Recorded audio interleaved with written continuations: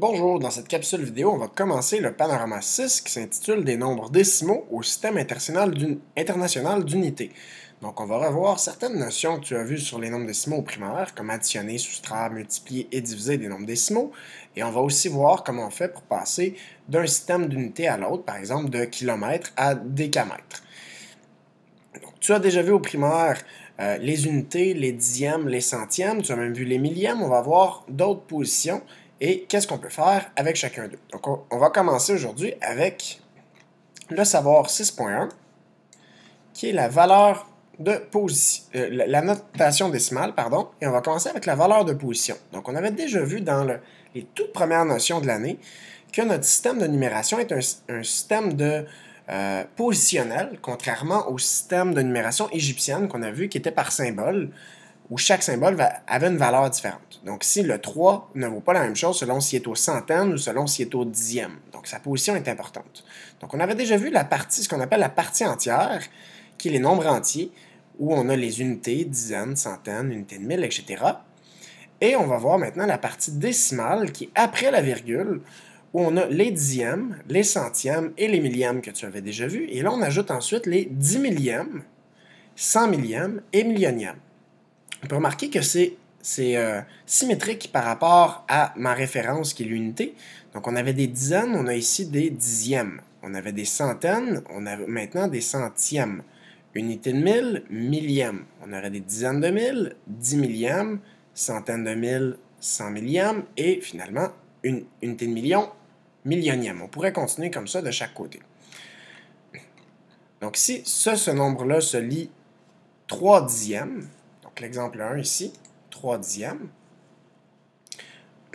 Ce nombre-là ici, d'abord, se lirait 7 et 5628, ici à la position des 10 millièmes, unité, dixième, centième, millième, 10 millièmes. Donc 7 et 5628, 10 millièmes.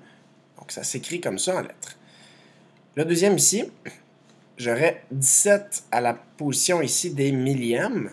Donc ça va être 17 millièmes.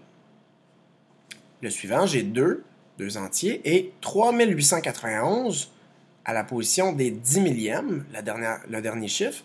Donc j'ai 2 et 3891, 10 millièmes.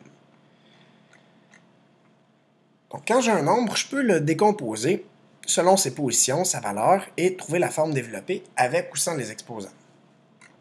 Donc si j'ai ce nombre-là ici, qui serait 7 et 5628, 10 millièmes, le 7 vaut, cette unité vaut 7.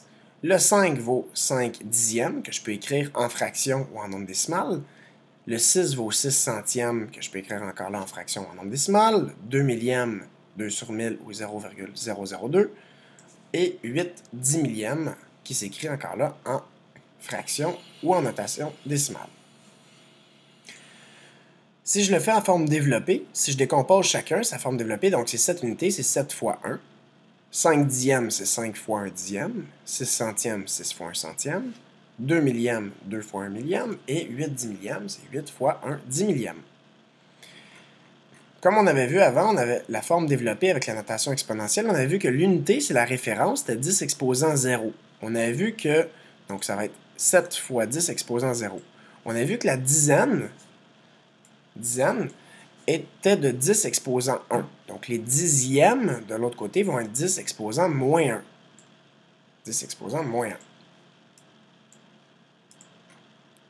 Excusez-moi. OK. Les centaines, c'était 10 exposant 2. 10 fois 10. Bien, les centièmes vont être 10 exposant moins 2. Donc, 6 fois 10 exposant moins 2.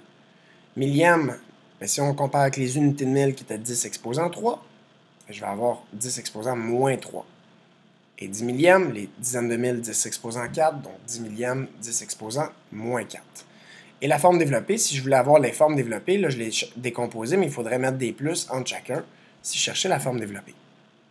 Donc on verra justement d'autres exemples de cette sorte-là, avec la valeur, la position, la forme développée aussi, dans la prochaine page. Et on verra aussi comment arrondir des nombres décimaux. Merci.